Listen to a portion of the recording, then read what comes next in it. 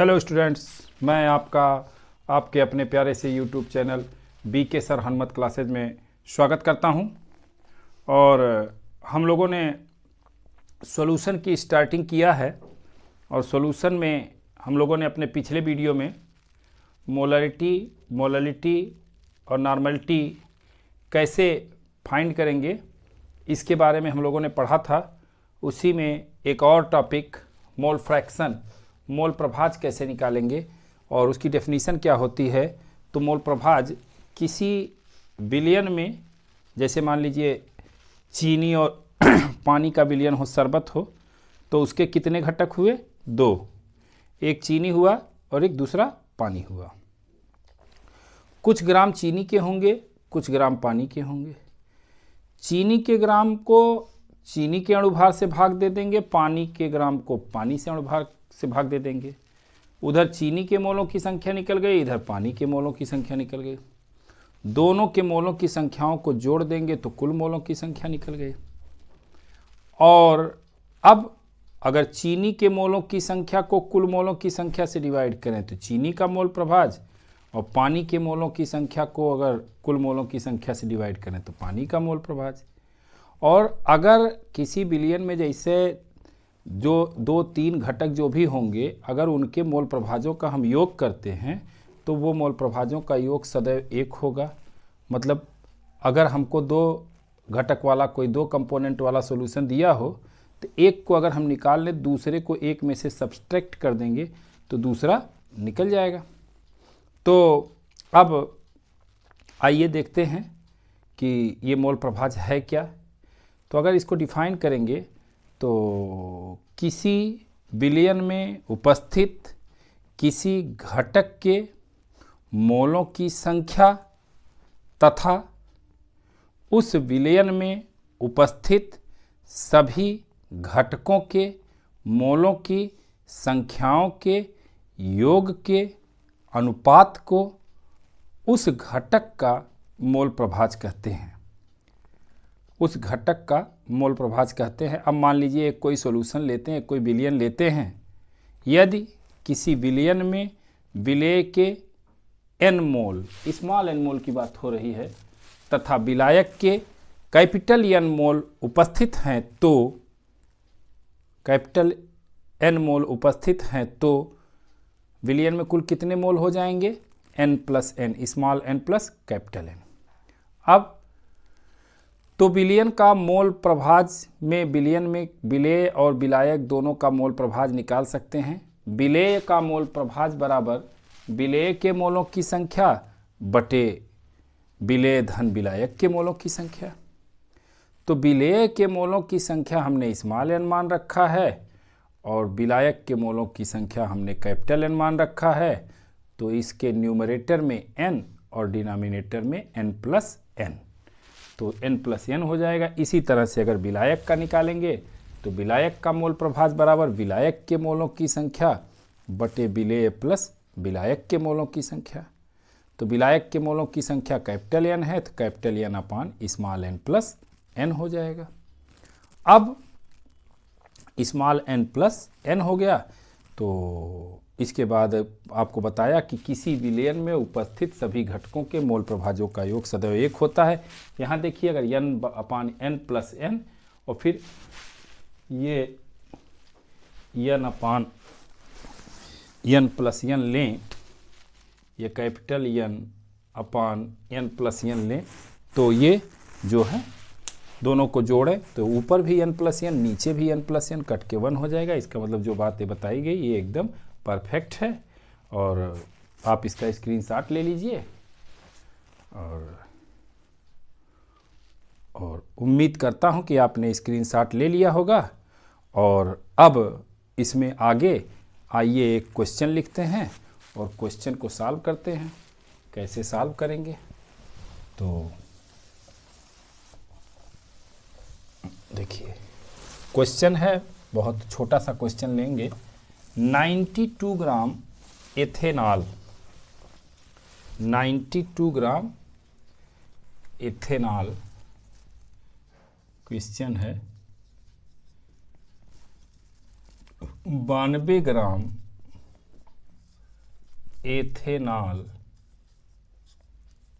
Ethanol को 108 ग्राम जल में मिलाया गया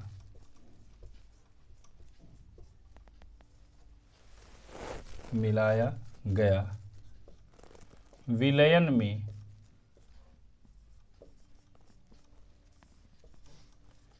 एथेनॉल तथा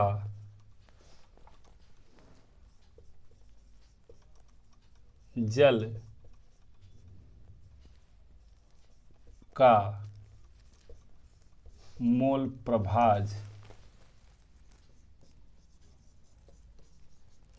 प्रभाज ज्ञात कीजिए।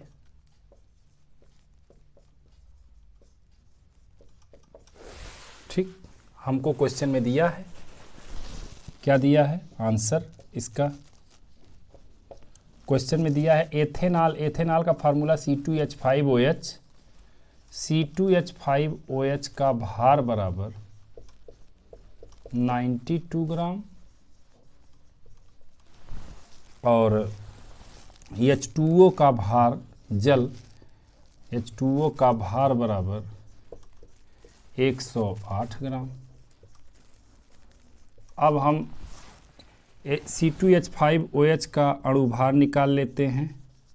C2H5OH का अणुभार देखिए, C2H5OH का अणुभार, तो C2H5OH का अणुभार जब निकालेंगे 2 × 12 + 5 × 1 + 1 × 16 + 1 × 1, पता है आपको क्यों? 2 कार्बन 2 × 12, 5 हाइड्रोजन 5 × 1, 1 ऑक्सीजन 1 × 16, ये हो जाएगा 24, ये 5 + 16 + 1 ऐड कर दिया 46 हो गया। जल का अणुभार, जल मीन्स H2O का अणुभार, तो H2O का अणुभार 2 × 1 + 1 × 16 और ये हो जाएगा 2 + 16 = 18। दोनों के मोलों की संख्या कैलकुलेट कर लेते हैं। C2H5OH के मोलों की संख्या बराबर C2H5OH का भार 92 अपान C2H5OH का अणुभार अपान 46, ये आ गया 2 मोल।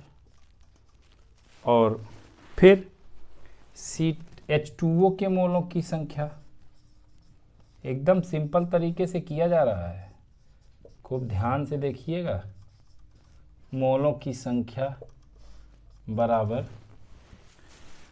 108 डिवाइडेड बाई 18, क्योंकि वाटर का वेट 108 और मॉलिक्यूलर वेट 18, तो ये कितना हो जाएगा 18 6 जा 108, 6 मोल।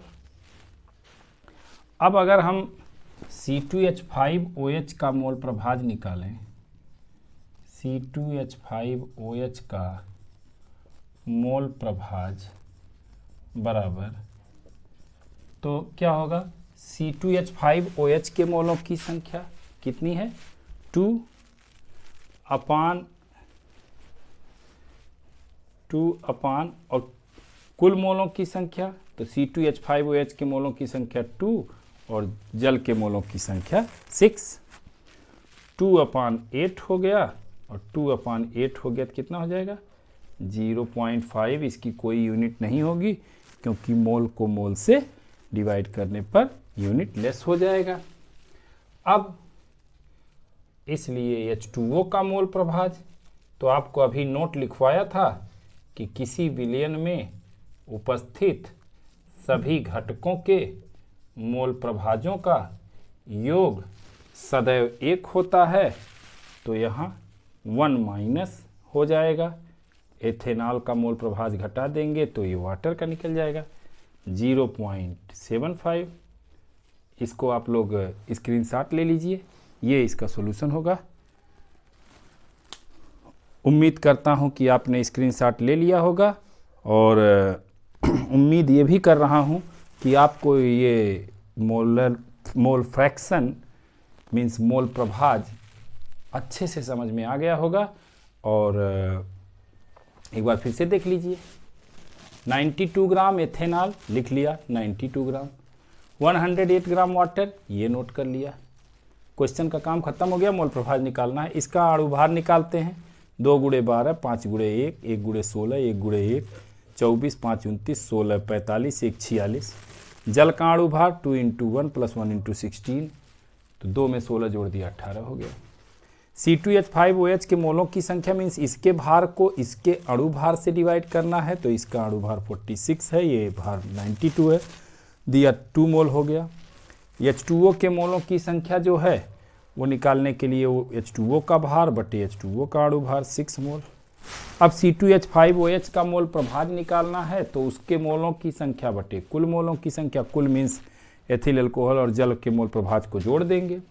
और अगर जल का निकालना है तो हम जानते हैं किसी विलयन में उपस्थित घटकों के मोल प्रभाजों का योग सदैव 1 होता है, तो यहाँ 2 घटक हैं, एक एथेनॉल है, दूसरा पानी है, तो जल का मोल प्रभाज H2O का मोल प्रभाज बराबर 1 में से एथेनॉल वाले को घटा देंगे तो 0.75 आएगा। उम्मीद करता हूँ अब आपको बहुत अच्छे से समझ में आ गया होगा। और आप लोग वीडियो को ज़्यादा से ज़्यादा लाइक कीजिए, शेयर कीजिए, चैनल को सब्सक्राइब कीजिए और बेल आइकन को दबाना एकदम ना भूलें, जिससे इस चैनल से जुड़ी हुई सारी इन्फॉर्मेशन आप तक सबसे पहले पहुंच सके। Okay, thank you, good night.